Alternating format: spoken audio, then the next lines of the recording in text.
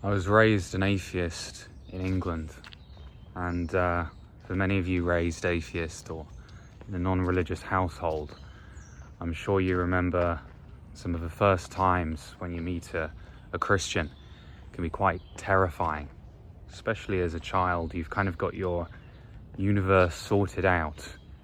You know who your parents are, you know what food is, you know how to run around and have fun. And you have these Christians show up and they say to you that you've got to accept the Lord Jesus Christ, and he was God, and if you don't, you're going to go to hell. It's got a weird conception. It's like, okay, what is hell? Why do I have sin? What's your problem? And immediately you have some older person looking down at you, explaining why you're born into a life of sin and problems, and that you're a sinner, even if you're a kid. It's a very confusing conception.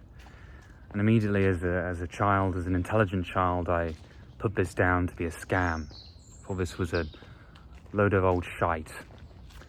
And it sounds it. It genuinely does. The first opening gambit is basically that you're a bad person. You are born into sin. There's stuff wrong with you, right? You know there's stuff wrong with you. You know you're evil, right? We know you're evil. Christ knows you're evil. So you're over there in the evil camp. And we're good Christians. We're good people.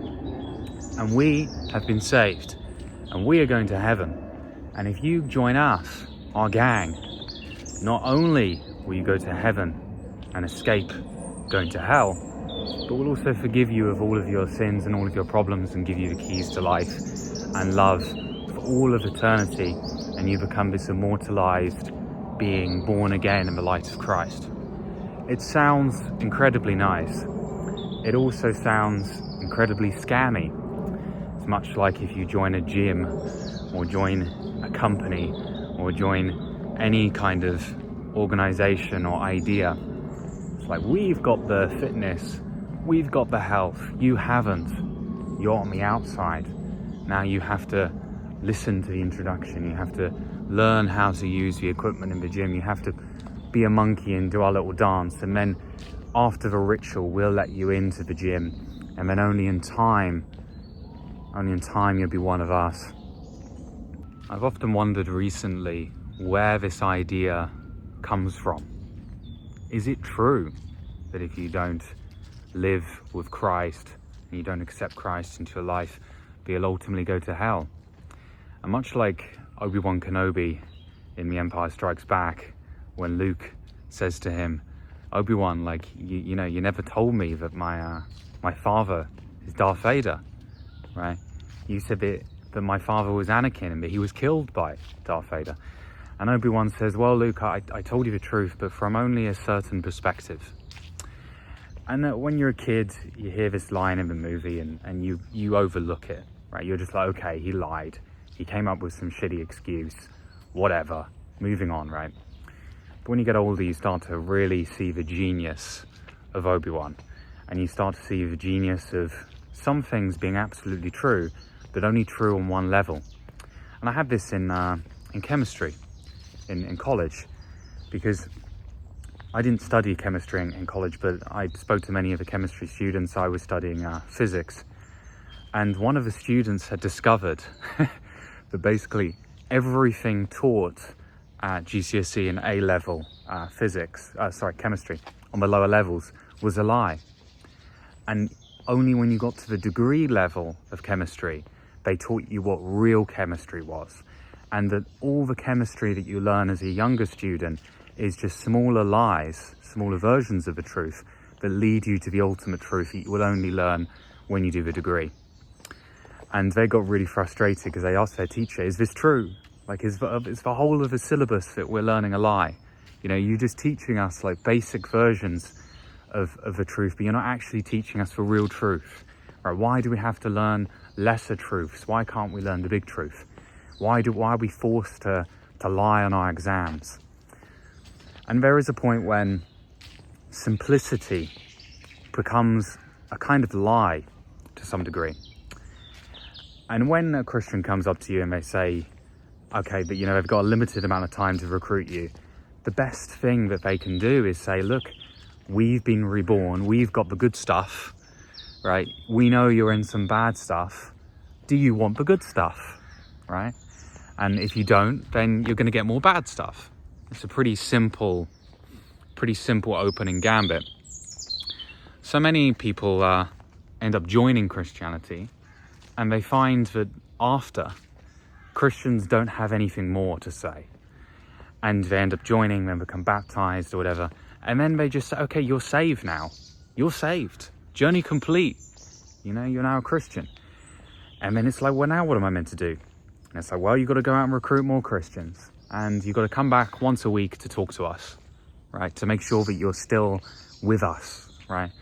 And equally as you spend 5 days a week working, you spend 1 day to God, and then the other day you can do what you want, right? You can actually be you on Saturdays. But on Sunday, you're the churches, 5 days a week, you're to your company and you're to your boss. You've got your Lord, you've got your God, you've got everything. You do your little rituals, and you do your little rituals over and over and over again until you die.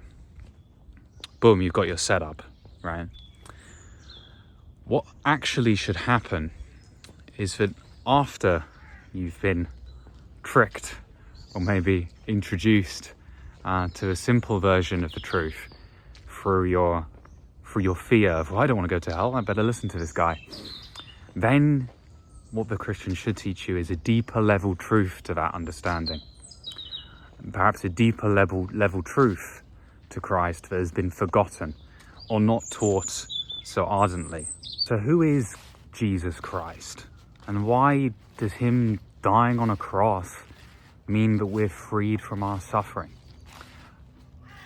And why is this relevant to any of us? Why did this happen? And how does believing in him somehow save me or save anyone? Why is this a useful story, if you want to call it a story, a useful history? Why do we account this as being so important? And these are incredibly difficult questions. So as I said, when I was a kid, this guy was trying to convert me to Christianity. And I said to him, okay, fine, who is Jesus Christ, right? Who is his character? And he explained, well, Jesus was a human that lived on earth 2,000 years ago, but he was also God.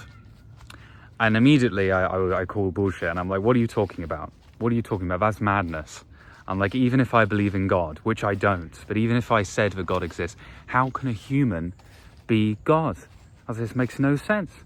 And I said, what was he? Was he 50% human, 50% God? And he said, no. He was 100% human, 100% God. And I said, great, so he's 200%. And the Christian looked back at me as annoying, pesky child I was, using logic and reason to dismantle his faith. And he couldn't stand it, right? And he was like, you know, you don't understand, kid. You're not going to get it. And this has really stuck with me for a long time, this question of how can a being be 100% God, 100% man? And why did they decide that Jesus was 100% God and 100% man? Jesus never said that he was 100% God and 100% man, as far as I'm concerned. You know, why didn't they come up with this 50-50 idea? Why didn't they say that he was just 100% God? Why did he have this overlap? Why is there this insistence that he has to be God and he has to be man? When thinking about this, actually, and this is my motivation for, in part, for making this video, I understood that to be 100% God and 100% man, you have to understand that it's not a man or God question. It's a man and God question. So what I'm meaning to say is that it's not mutually exclusive. You don't have to decide, do I be a man or do I be a God?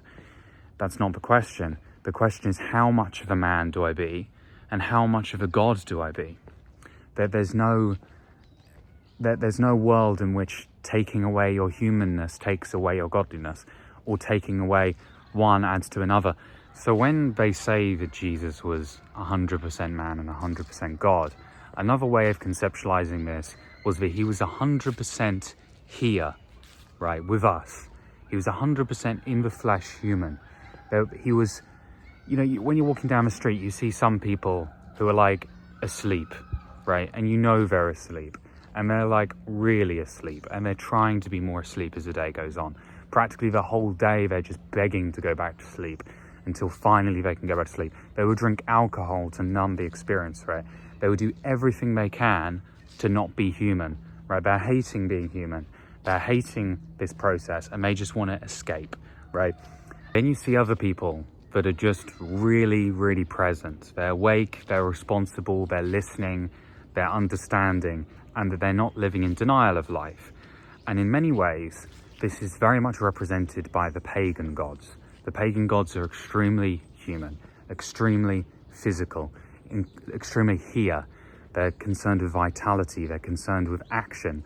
They're not concerned with reminiscing. They're not concerned with leaving this reality. They want glory in this life, and they see that by becoming God, you are becoming God by action, right? So he's God like the wind, right? He flies in like the wind. He embodies the spirit of a lion, right? Like he looks like a lion, he sounds like a lion, he's moving, he's battling, right? Typically pagans worship these very literal, real gods that you can see, right? They'd be like, well, you can go into the forest and you can see God breathing through the trees, right? It's a very animalistic, real conception of God. One would say more human.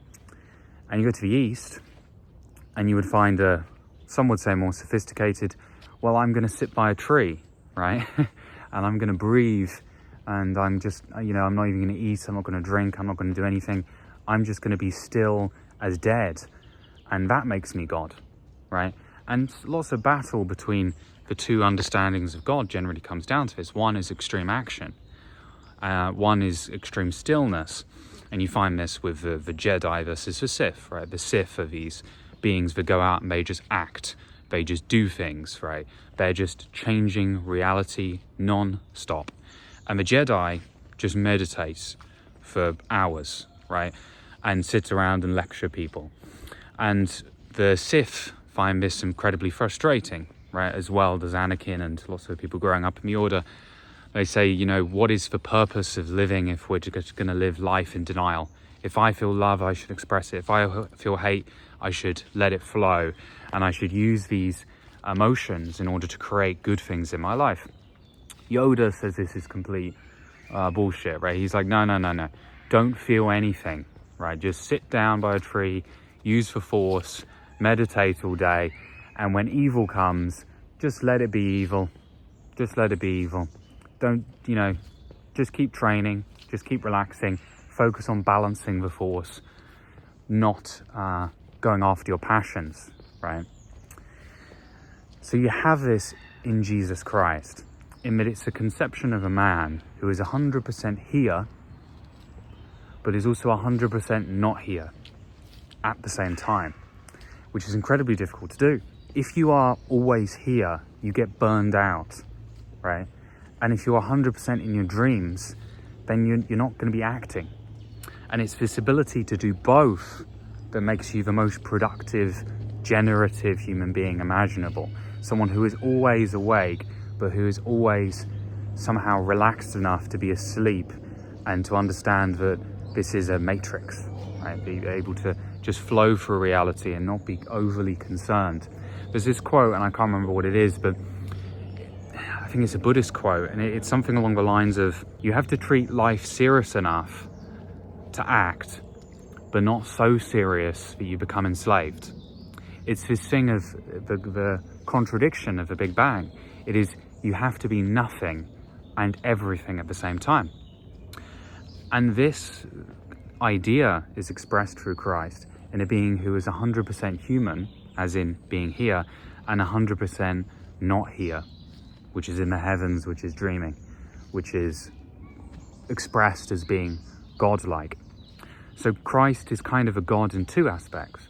A God in that he is the ultimate pagan God, in that he is Jesus, Zeus. He is the generative godly Zeus. He is the king on earth. He is kind of an action man. He's very much here. That's interesting. I just found some money. Free money.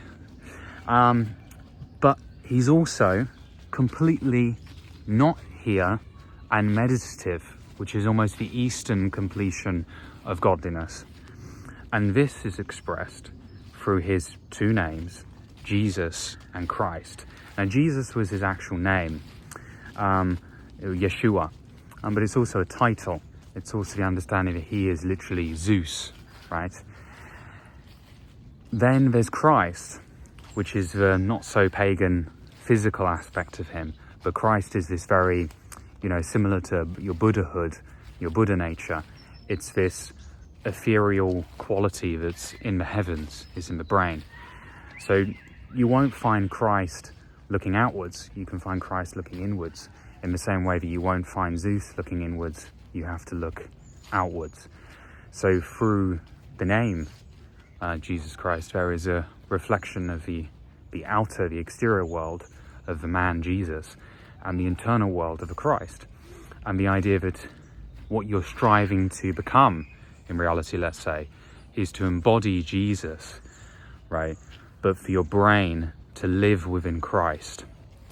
And this is an alchemical idea. I don't want you to be thinking this is like a literal like thing, like I'm just LARPing on a guy called Jesus Christ. Jesus has a very specific meaning. Christ has a very specific meaning.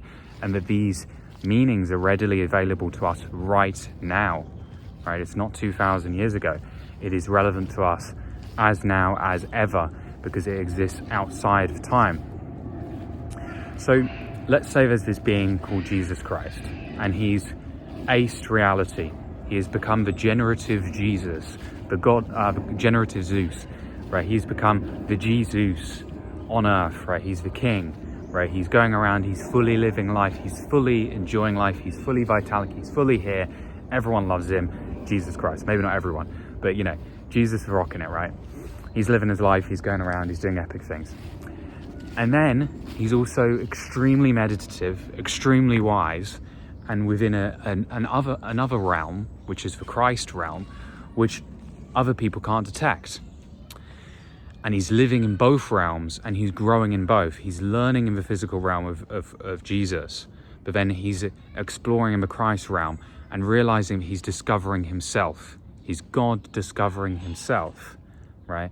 And he realizes that he's the dreamer, that he's in the matrix, right? And he's like, okay, he becomes awakened.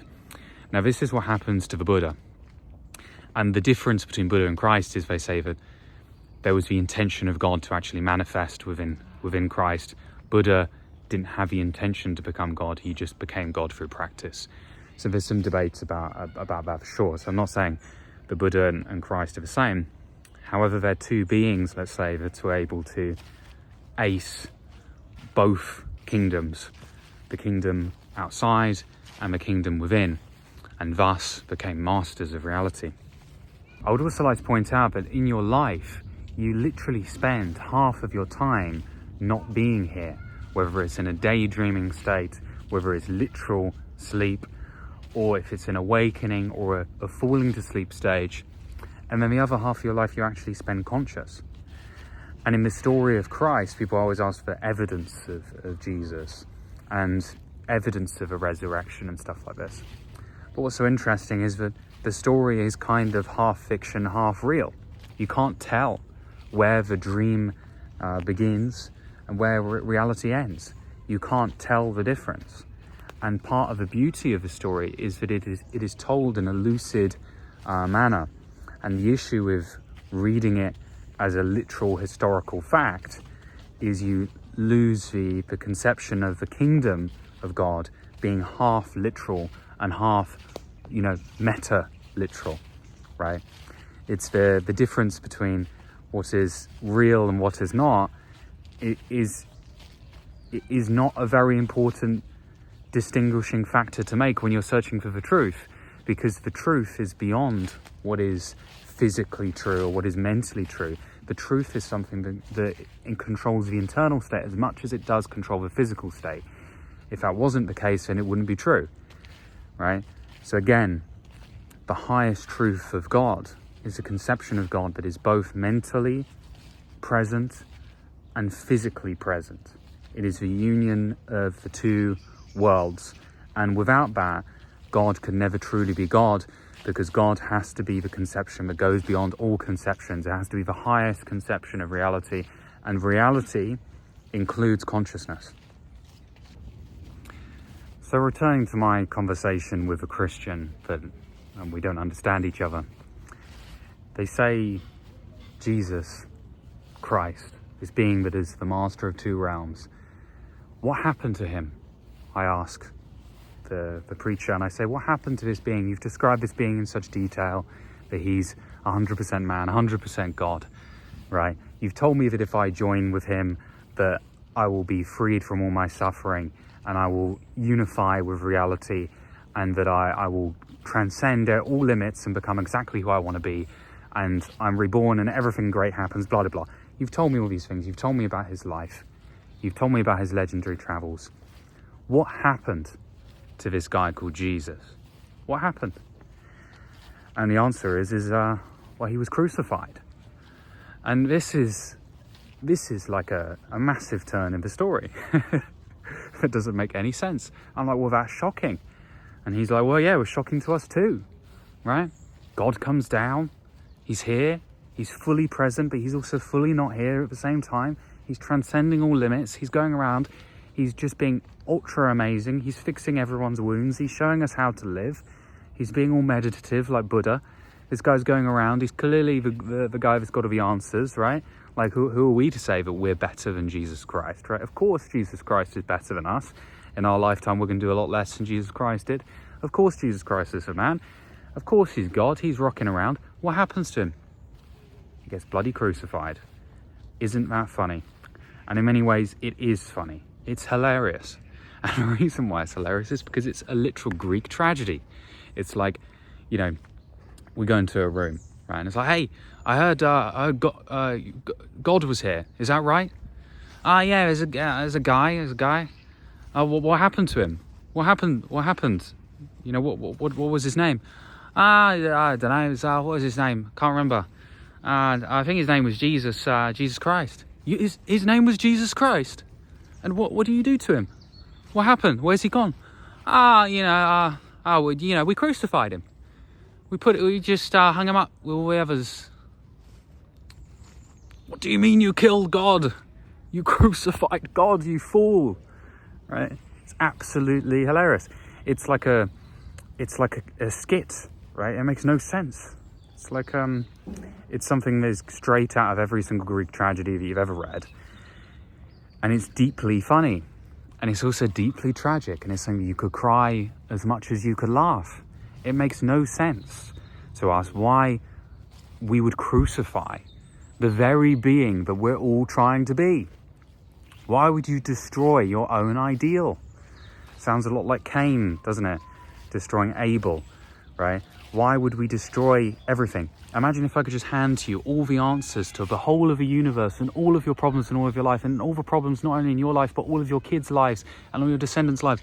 And I'm going to give that to you, and I'm giving it to you in a magic conception that's called Jesus Christ. I'm going to give it to you, and what are you going to do? And people crucify it. People crucify the idea of Christ, and which is exactly what happened. Jesus Christ was crucified. And in a very literal sense, every day that you deny your Christhood and deny your ability to be a leader and to be a king and to get out there and do epic shit, you're crucifying Christ every single day. Every single day that you fail to be grateful for what you've been given. And this is a really important understanding, is that Christ wasn't crucified once. He's continually crucified every single time that we crucify ourselves and crucify this opportunity for life. And this understanding of Christ not being something in history, but being something that is continually here and continually happening, as is Genesis, as is the Big Bang, as is the entirety of creation. We are constantly becoming crucified, constantly in suffering, and constantly repeating this cycle of reincarnation, as you would put in the Eastern understanding of our soul. So when we talk about your soul being saved and, escaping hell being crucified for all of eternity, to me, sounds a lot like hell. And being crucified daily seems to be quite hellish as well. So we're doing this to ourselves, and this is a key thing to understand. And I made a post about this yesterday on Twitter, on X, that every single day you pretty much have what you need. You have food, you have water, you have everything that you need in order to survive. But again, every single day you have these problems that come up over and over and over again, but are completely not necessary, right? They are necessary problems, but the necessary problems are not problems. They're challenges. They're great things, right?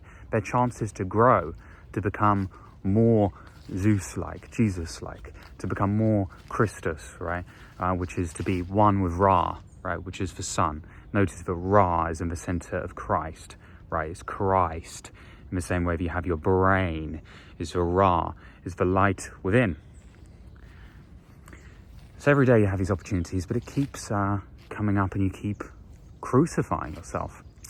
So when a Christian comes up to you and says, hey, you know, I don't want you to be suffering, I don't want you to go to hell, it's not particularly saying that you're going to go to hell, as in hell is this other place that you go after life. What is worse, to suffer a hellish life on earth, or to suffer a hellish life after earth?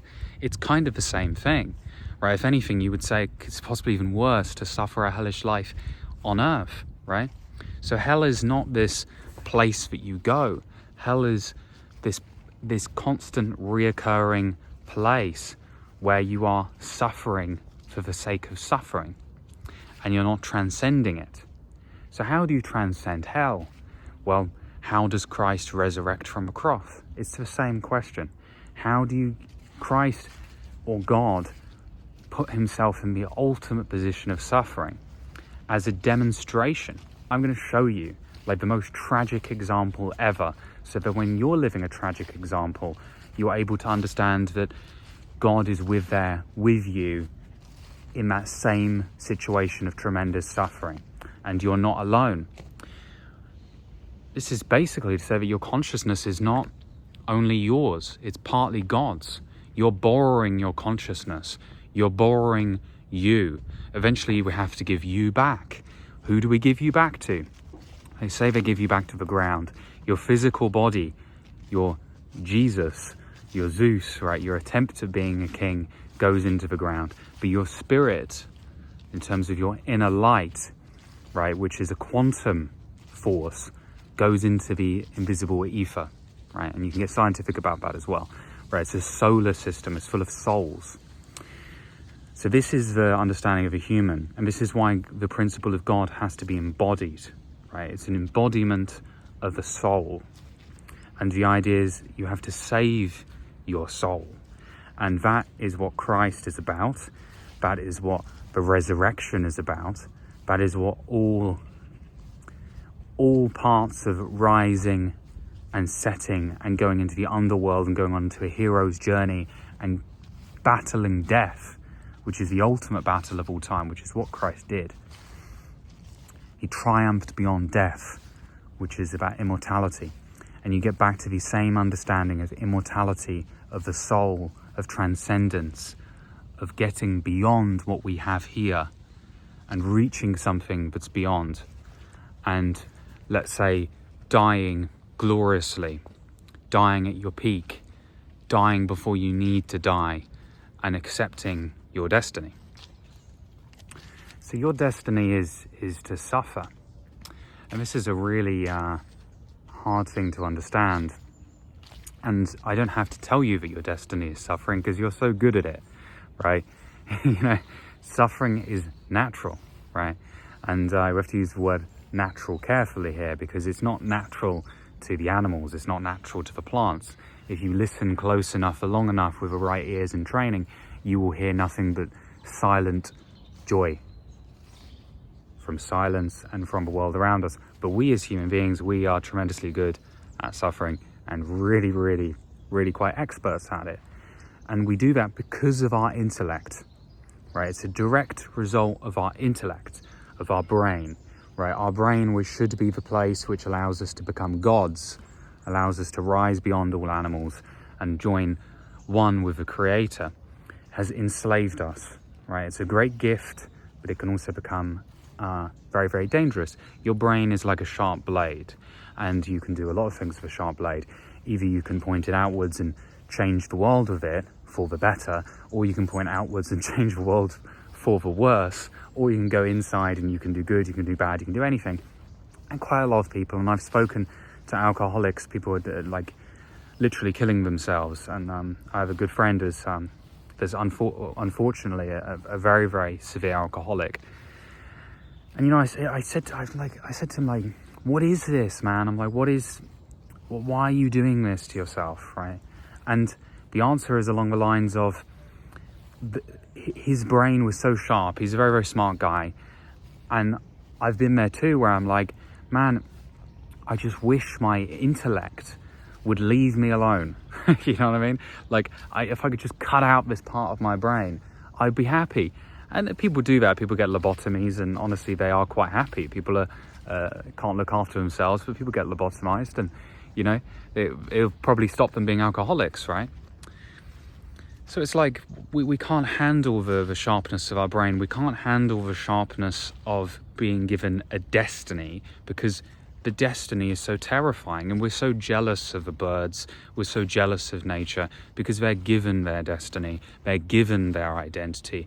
But we have to make our identity. We have to make our destiny. We have to call to a will, to power, to reform the world into something new, and that is frightening. And that opportunity is so frightening that we're willing to lie around all day and not do anything, dull ourselves, maybe do a ton of stimulation, right, in some rapid effect of, oh my God, I need to do something, but I don't know what I need to do, so I'm just going to get shit-faced, or I'm just going to take a ton of drugs, I'm just going to eat a ton of food.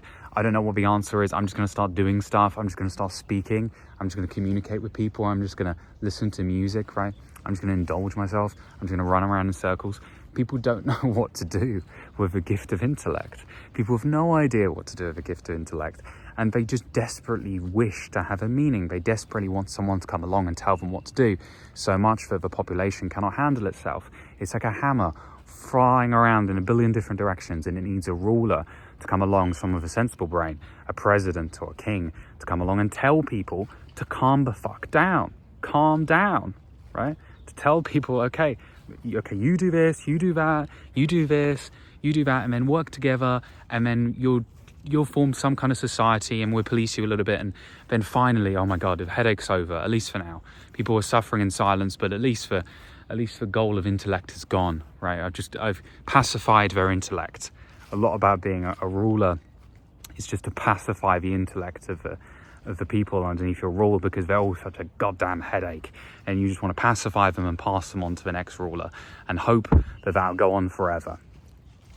And this is what happens, and this is why people are so pacified, why people are not able to wake up, why when people stop drinking, when people stop going to work, when people stop buying into the system and they stop poisoning themselves, they wake up and they realize that, oh my God, I'm here with all of the potential of destiny, of all of humanity, and I can do absolutely anything I want, and no one can stop me, and I've got all the powers of all the universe, and I am truly awakened, and I'm truly out of the system. And as soon as you do that, well, you're going to be crucified, boy.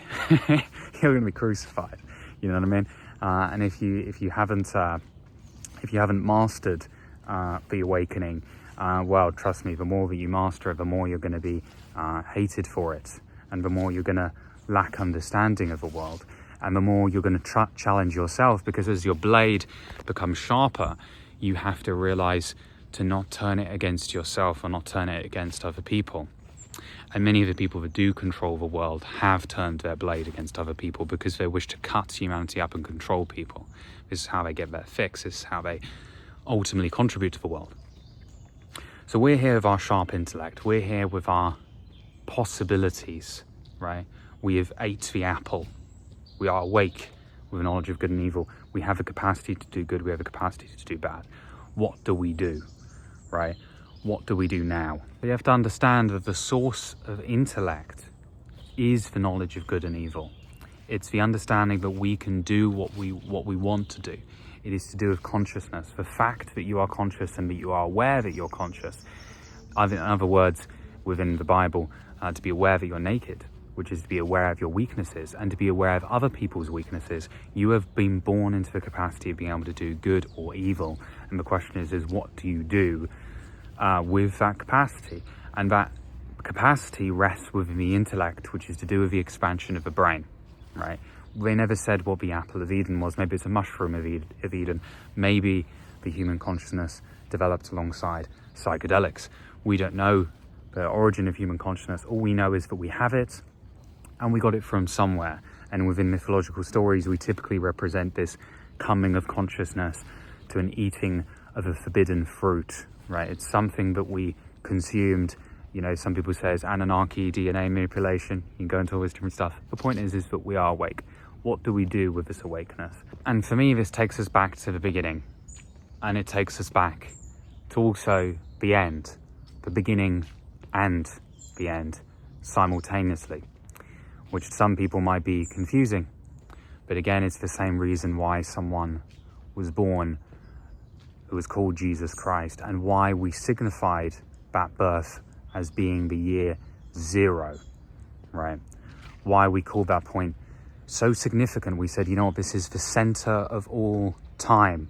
We're going to stretch all of time back to the beginning, all the way back to the Big Bang, and we're going to stretch time all the way to the future.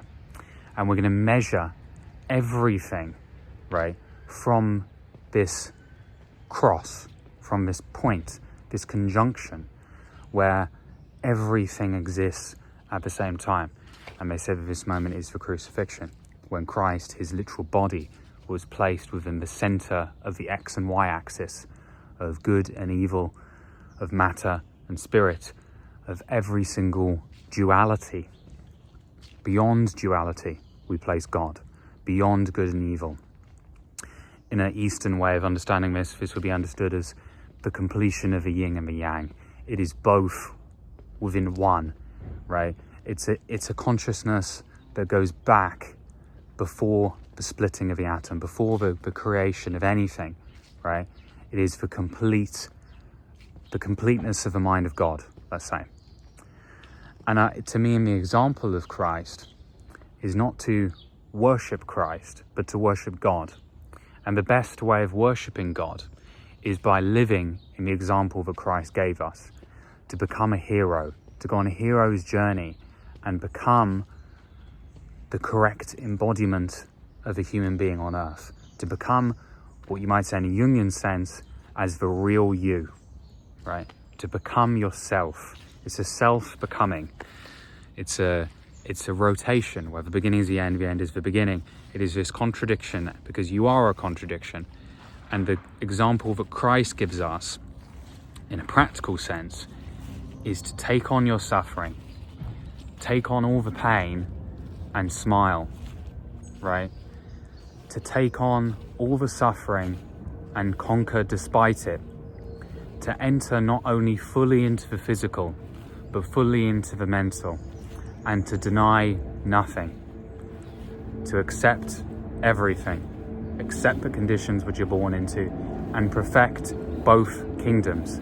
Master your brain, master your physical reality, and upon the mastering of both and the full transcendent of the limits of both, and the understanding that you're living in a matrix that's created by XY axes, right?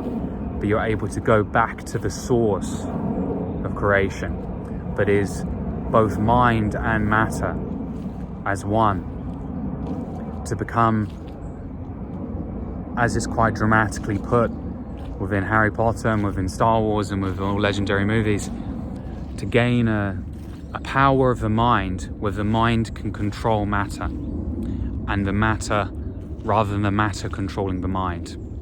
It's a reversal where you are becoming the creator. Now, that's not to say that you are literally creator of God, but what it's to say is that you see Genesis and you see Christ's crucifixion not as something that's external to you, but as an internal process, as an instruction manual, let's say, that you need to go under. And by taking this mantle upon yourself and entering Christianity and being born again, whether you realize what you're doing or not, is one way, let's say, of taking that mantle upon yourselves. In the same way that people become a Buddhist or a Hindu, right? Or they're different pathways. But ultimately, the same perennial truth is within all. And that truth is, as far as I know now, I'm 27 years old. Maybe I'll make this video again in the future and have a different answer. But my current understanding, and I've said a lot of things, so I don't want to simplify this, but my big takeaway, let's say, from Christ is a being that was fully there for us, and fully there for him, and fully there for God, fully present in all matter of forms. And for once, since the apple, truly unashamed to be human or to be God. Thanks for watching, everyone. Have a good day.